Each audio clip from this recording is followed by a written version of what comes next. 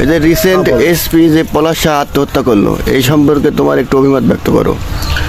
আসলে বিষয়টা খুবই দুঃখজনক এবং বেদনাদায়ক যে পলাশ সাহা আত্মহত্যা করলো নিজের নামে লাইসেন্সকৃত যে অস্ত্র দিয়ে দেশ ও জাতিকে রক্ষা করবে, সেই অস্ত্র নিজের মাথায় ঠেকিয়ে আত্মহত্যা করলো। এটা খুবই দুঃখজনক। আসলে তার জীবন এমন একটি জীবন, তার জীবন সংগ্রামে সে এক জয়ী যোদ্ধা।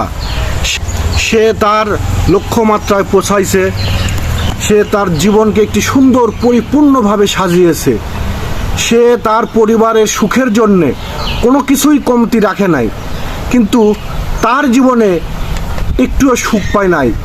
অল্প একটু সুখের জন্যে, সুখের খোঁজে সে চিরনিদ্রায় শায়িত হলো। আসলে নারী জাতি এমন একটি জাতি, নারী ধ্বংসের মূলেও নারী, নারী সকল সৃষ্টির মূলেও নারী।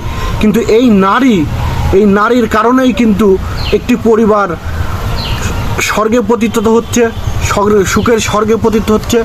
আবার এই নারীর কারণেই একটি সংসার নরকের পরিণত হচ্ছে।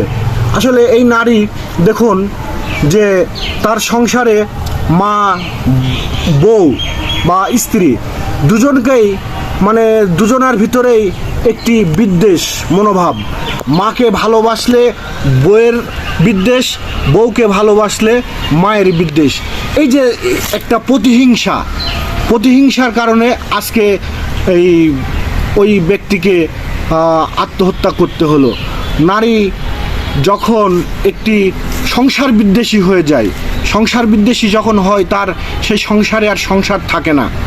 কিসের অভাব ছিল দেখুন, তার শেষ চিঠিতে লিখে গেছে, আমার গহনাগুলো সব বউ নিয়ে যায় যেন, আর বাকি যা আছে সব মায়ের। এই যে কি একটা হৃদয় বিদারক একটি চিরকুটে লিখে যাওয়া কাহিনী, আসলে খুবই দুঃখজনক। আসলে নারী জাতি আপনাদেরকে আহ্বান জানায়, আপনারা সাধু সংসারী হন, কিন্তু সংসার বিদ্বেষী হন না। ধন্যবাদ সবাইকে।